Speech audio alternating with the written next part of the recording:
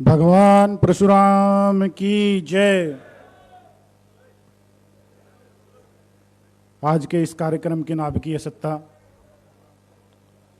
सभी युवा ब्राह्मण वर्ग, हरि का जिससे है याराना लोग उसे कहते हैं हरियाणा। उसी श्रृंखला में राज सत्ता और इस भारत के मूर्धन्य विद्वान पंडित रामविलास शर्मा जी, इस हरियाणा के ब्राह्मण कुबेर श्री विनोद शर्मा जी,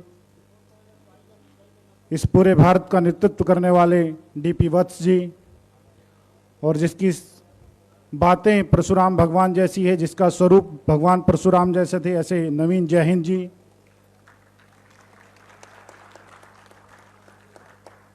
पुंडरी के पूर्व विधायक श्री दिनेश कौशिक जी, बादली के पूर्व विधायक श्री कौशिक जी, मोहनलाल बड़ोली जी, ब्राह्मण सभा के अध्यक्ष श्री एमपी शर्मा जी, करनाल ब्राह्मण सभा के अध्यक्ष श्री पंचोलिया जी, और अतिक्रमण करने वाले सभी आप और हम।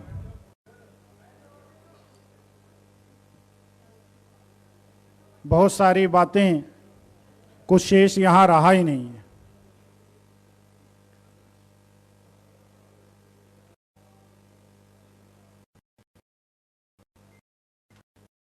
हमारे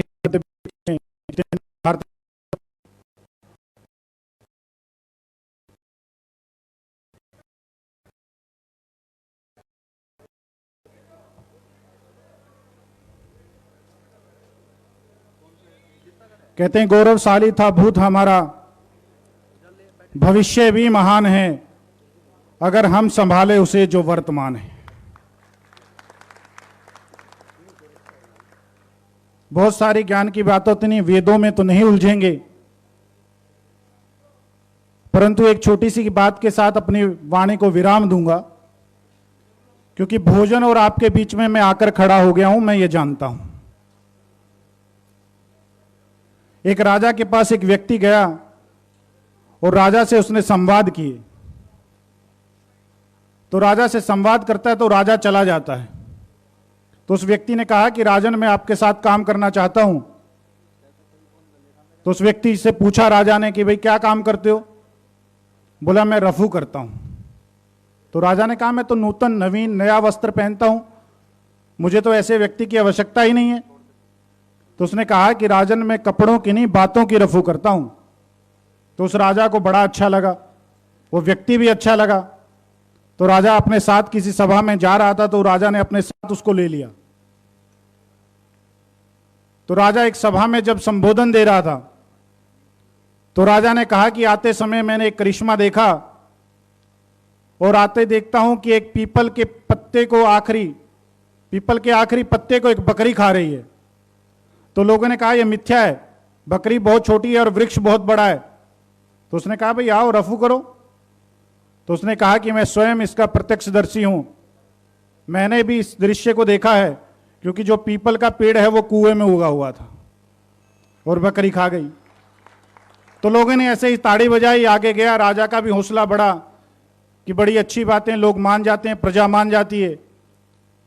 तो आगे जब गया कि हमारे पूर्वज ऐसे थे जिसने हिरण की टांग पे गोली चलाई और कान से होते हुए निकल गई। तो लोगों ने कहा मिथ्या शब्द है राजन, ऐसा हो नहीं सकता, संभव नहीं है।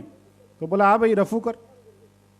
तो उसने कहा कि मेरे दादाजी भी ये बात बताते थे कि इनके परदादा ने ऐसा किया है। तो लोगों ने कहा ये मिथ्या है, ये मानने योग्य नहीं है। तो बोला मानने योग्य इसलिए नहीं, मेरे दादा फिर ये बात को खोल के बताते थे कि वो जो हिरण है वो कान को खुजा रही थी उस टांग से जब गोली मारी थी। तो लोगों ने ताड़ी बजाई। और हमारा वो देश है जहां प्रधानमंत्री के कहने पर थाली बजा सकते हैं और आप ब्राह्मणों के कहने पर ताड़ी नहीं बजाते।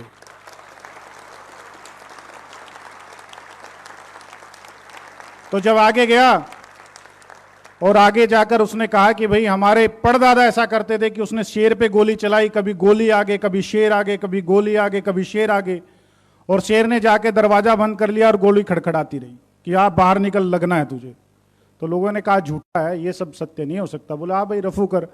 बोला राजन, मैं रफू थोड़ा फटा हुआ करता हूं, आप बहुत फाड़ दिया आपने, ये रफू नहीं हो सकता।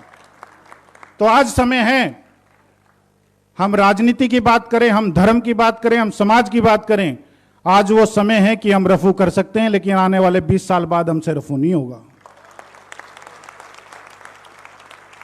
तो हमारी बातें केवल बातों में नहीं, विनोद शर्मा जी ने करके दिखाया, पंडित रामविलास शर्मा जी ने अपनी आवाज पूरे हरियाणा को नहीं पूरे देश को पता है कि जिस व्यक्ति ने संघर्ष करके पूरा देश आज खड़ा कर दिया, ऐसे रामविलास शर्मा जी।